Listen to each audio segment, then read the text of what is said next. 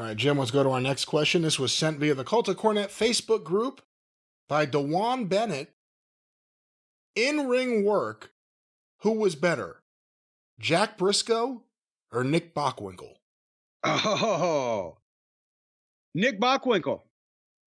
Really? I'm surprised you went to that so quickly, but explain. Well, because Jack Brisco was the gold standard for the NWA World Champion at the time, and he and Dory Funk Jr. that was the Flair and Steamboat of 10 years previous. But Bockwinkel's actually underrated and somewhat overlooked these days because he spent so much time with Vern and so much time with the AWA and the world title in the AWA that, people think of the NWA champions because of the romance. I got to be honest with you, Jack Brisco was not only a NCAA champion, which Bockwinkel was not an amateur at any high level and would never say that he was, whereas Brisco was an NCAA champion. But to me, except for that brief little run where he and Jerry were heels in the Carolinas in the early 80s, Jack was always a baby face, and his style fit that much better.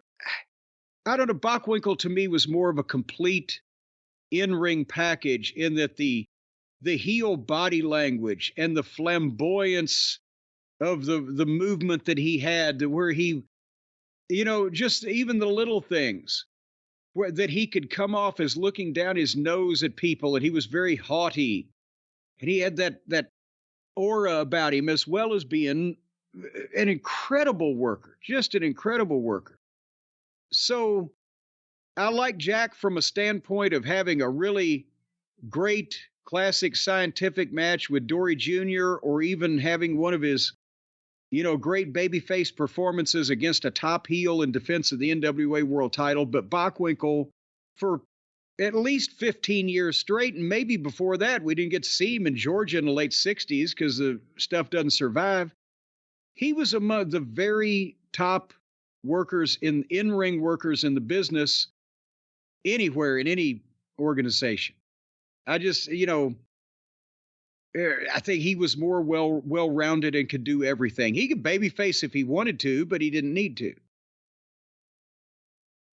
Does that shock you, Brian Last? No, I mean, I love the stuff where Jack and Jerry are heels in 83, and then they're actually great as baby faces briefly in the WWF in 84 before Jack leaves.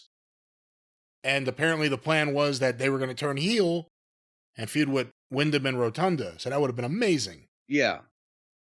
And just because one great guy might be a little bit greater than the other great guy doesn't mean that everybody ain't great. Or wait a minute, it doesn't mean that everybody ain't great. And again, Jerry Brisco was great on his own, but it makes you wonder how different things could have been if at some point in the 70s, all of a sudden Jack Brisco was a heel with Jerry either wrestling or just as his mouthpiece. Because Jerry's tough, but he was a little smaller than Jack, and he would do all the talking. If you remember those promos in Mid-Atlantic, Jerry did all the talking, and Jerry was great, and Jack just had to slightly turn to the camera and smirk. Yeah. That's all he did, and it worked. And that's another thing is, I know they said in-ring, but Nick's promos compared to Jack Briscoe's, especially as a babyface world champion. Yeah. So anyway, I liked watching both of them, but I really enjoyed Bockwinkel. And boy, he could do everything. He could do everything.